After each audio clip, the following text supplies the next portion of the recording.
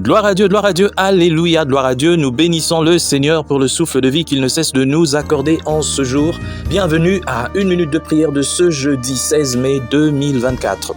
Aujourd'hui, le Seigneur a mis en mon cœur le désir de partager avec vous ce passage de Jérémie chapitre 23, les versets 17 et 18 que je lis au nom de notre Seigneur Jésus-Christ.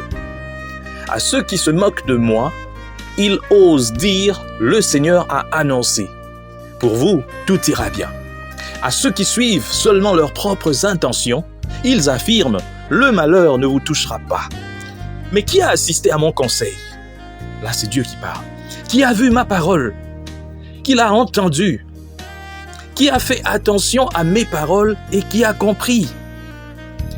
Chers frères et sœurs dans le Seigneur, aujourd'hui nous parlons des faux prophètes, ou alors de ceux qui se font passer pour des prophètes alors qu'ils ne le sont pas. Ou encore de ceux qui sont réellement des prophètes, mais qui pour certaines raisons disent leurs propres paroles plutôt que les paroles de Dieu. Un prophète doit dire ce que Dieu lui dit. Il doit avertir le peuple de Dieu. Il doit donner les directives pour que l'Église marche bien. Mais ici dans Jérémie, on nous parle des personnes mal intentionnées. Aujourd'hui dans notre pays, il y en a plusieurs.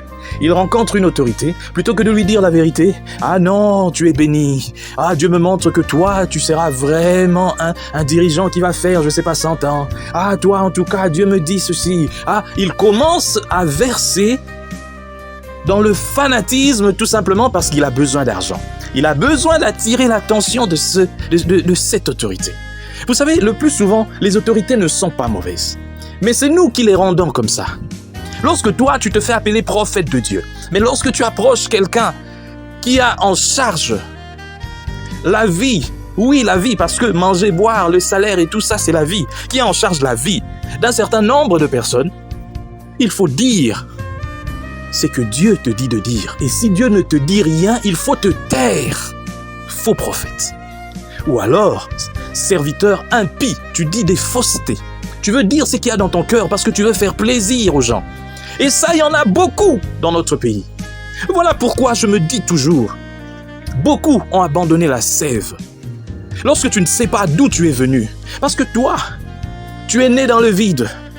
Certains pensent dans ce pays, certains serviteurs pensent qu'ils sont venus dans le vide. Ils ne savent pas que même l'apôtre Paul a eu à rencontrer un certain Ananias. Et que après avoir rencontré Ananias, il est resté avec d'autres chrétiens pour apprendre sur la vie de Jésus. Et qu'après ça, il a rencontré Barnabas qui fut son mentor. Les gens oublient. Il n'y a personne qui n'est venu de nulle part. Mais aujourd'hui, dans ce pays, il y a des gens qui viennent de nulle part. J'étais allé à la montagne, je priais. Mais avant d'aller à la montagne, tu avais rencontré un serviteur de Dieu qui t'avait parlé de Jésus. Et sache que cette personne que tu avais rencontrée a eu aussi à entendre parler de Jésus quelque part avant que lui aussi ne vienne à Christ. Et de fil en aiguille, les choses se sont transmises. Mais toi, cependant, tu as quitté la sève parce que la sève, c'est la parole de Dieu. Et la parole de Dieu, tant qu'elle ne demeure plus en toi, tu deviens un aventurier, tu deviens un n'importe quoi. Et c'est ça tout justement. Aujourd'hui, il y a des gens qui ont abandonné la sève qui est la parole de Dieu. Retournons à la sève. Retournons à la sève. Sans la sève, nous sommes perdus. Lorsqu'on t'a parlé de Jésus la première fois, c'était en rapport avec la parole de Dieu. Attache-toi à cette parole.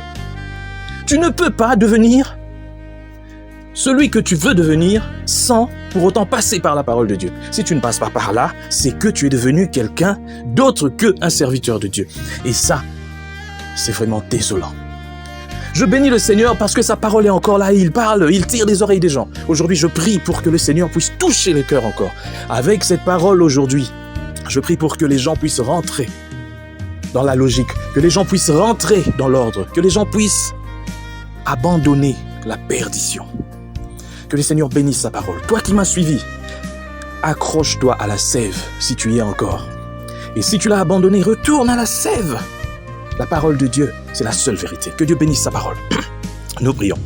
Merci Seigneur pour tous tes bienfaits, pour cette parole qui sort encore aujourd'hui de la bouche de ton serviteur.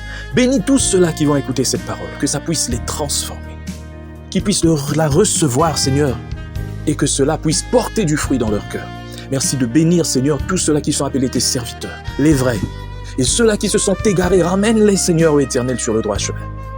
Et fais taire, Seigneur, tous ceux-là qui se font appeler serviteurs de Dieu, mais qui sont en réalité des aventuriers, qui disent des choses que tu n'as pas dites, mais au nom de toi.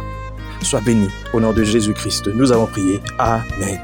Chers frères et sœurs, dans le Seigneur, vous avez l'occasion de servir Dieu avec votre temps, avec votre intelligence, mais aussi avec vos moyens. Soutenez, restez unis dans 1 minute de prière chaque jour. Écrivez-nous, envoyez vos dons ici. Que Dieu vous bénisse.